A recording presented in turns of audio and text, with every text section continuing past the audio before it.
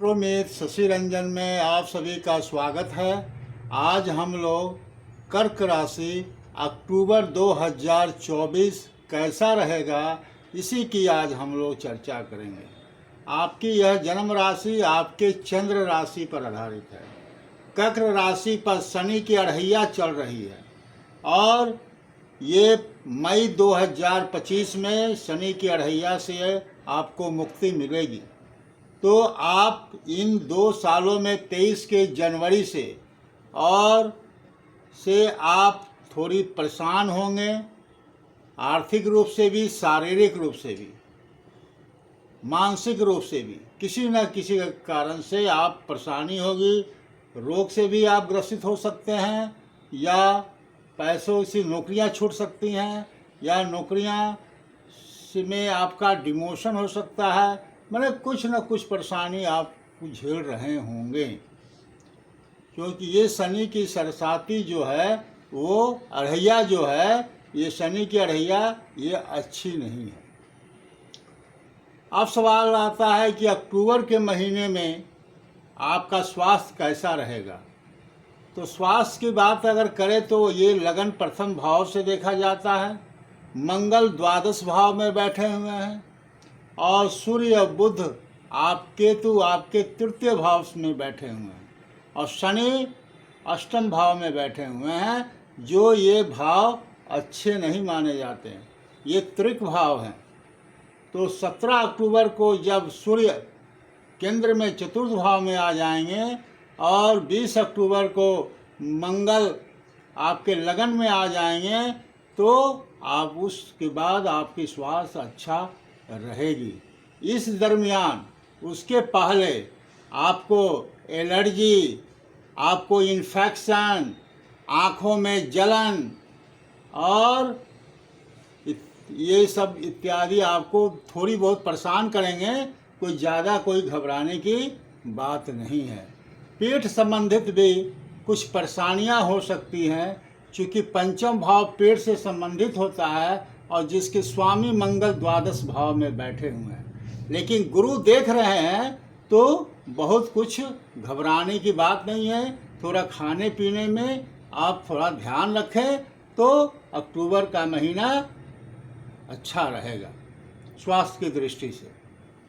अगर संतान की बात करें तो पंचम भाव से देखा जाता है और पंचम भाव के स्वामी मंगल द्वादश भाव में बैठे हुए हैं, त्रिक भाव है। तो संतान को लेकर आप थोड़ी चिंतित हो सकते हैं। संतान पर आपका क्रोध हो सकता है।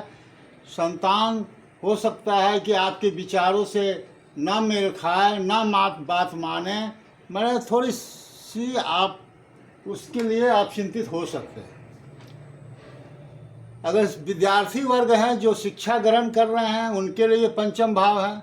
उनमें हठीपन आ जाएगा कि आपने कहा है पढ़ने के लिए, अब मैं नहीं पढ़ूंगा, मुझे जो मन करे वही करूंगा। वो बात नहीं मानेगा और जिसके कारण उनको बाद में रियलाइज होगी, बाद में उनको ये समझ में आएगी और अपने में सुधार करेंगे। लेकिन शुरू के दिनों में ये उनमें ये हठीपन रहेगा। प्रेम प्यार की बात करें तो प्रेम प्यार भी आपके पंचम भाव से देखा जाएगा। तो 15 अक्टूबर के बाद से जो आपके जिसे प्रेम कर रहे हैं उनको रियलाइज होगी अपनी गलतियों का और धीरे धीरे प्रेम में सुधार होगा और अच्छे संबंध बनेंगे।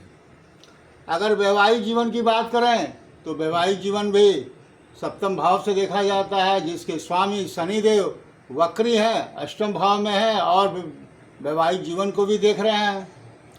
तो वैवाहिक जीवन संबंध अच्छा रहेगा।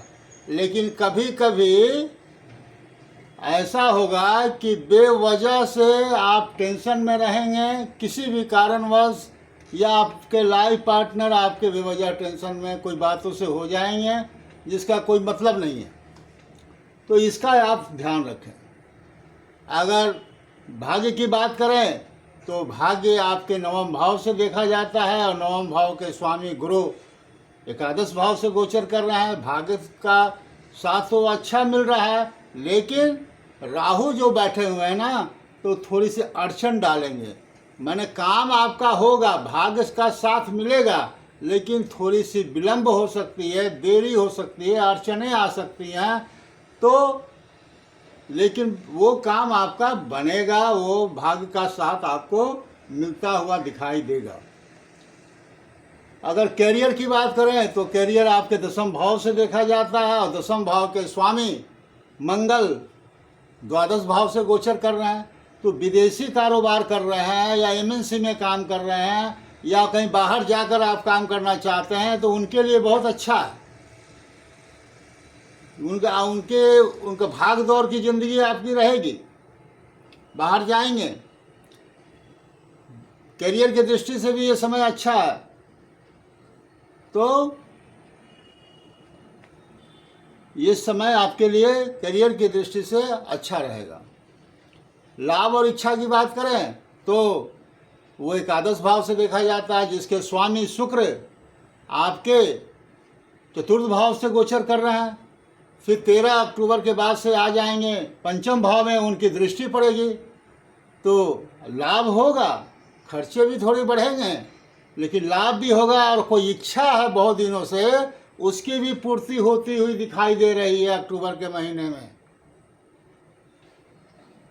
अगर धन की बात करें तो धन द्वितीय भाव से देखा जाता है, जिसके स्वामी सूर्य तृतीय भाव से गोचर कर रहे हैं, और 17 अक्टूबर को आ जाएंगे चतुर्थ भाव में।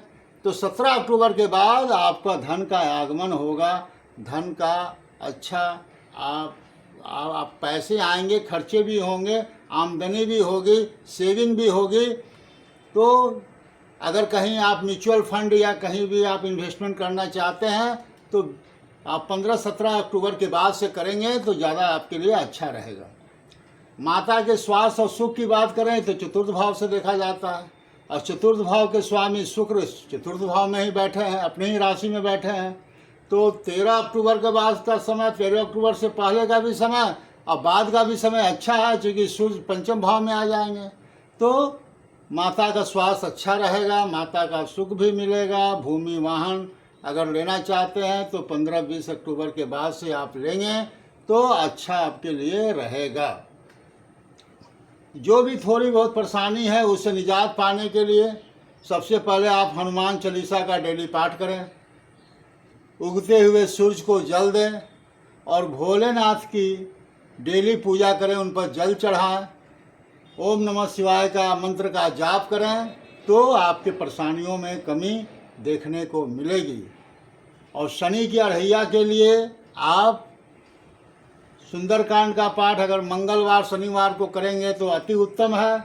और पीपल के वृक्ष के नीचे दिया जलाएं, और हनुमान चालीसा का तो पाठ आपको डेली करना ही है। और शनि मंत्र का संध्या काल में 108 बार जाप करें, तो शनि की जो प्रकोप है वो कम दिखाई देगी आपके जीवन में। इस तरह से आपका जीवन में कठिनाइयाँ कम होगी और आपका जीवन खुशहाल होगा। कृपया आप लोगों से अनुरोध है कि इस चैनल को सब्सक्राइब कीजिए, लाइक कीजिए, शेयर कीजिए। जो भी आगे वीडियो बने उसकी नोटिफिकेशन आप तक पहुंच सकें और आप ज़्यादा से ज़्यादा लाभान्वित ले सकें। इसी के साथ मैं अपने वक्तव्य पर विराम लगाता हूं। धन्यवाद।